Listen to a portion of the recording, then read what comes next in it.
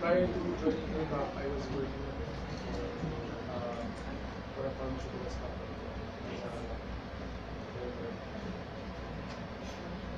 Yes, ako po, dating Tenterpeno po, nagsimula po yun sa Batang Palengke at ano po, ngayon, bago po ako mag-Philotop, nasa Walang Pulgar po kasi po ako. Lesson po yung sa amin nila na nandun po ako sa Walang Pulgar.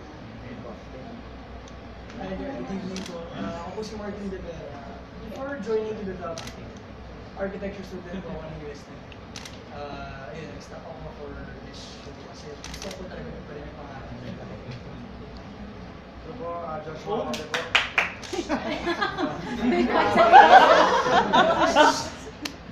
May chire. Well, before po ako mag-join sa Philotop, ang freelance, event hosting and modeling. Ako po si MJ Magno. Before I join to the top, isa po akong physical therapy student sa De La Salle Design. Hello po, I'm Sefman Lamaz. Before po ako mag-to the top, I'm studying po at I'm studying business management at De La Salle University.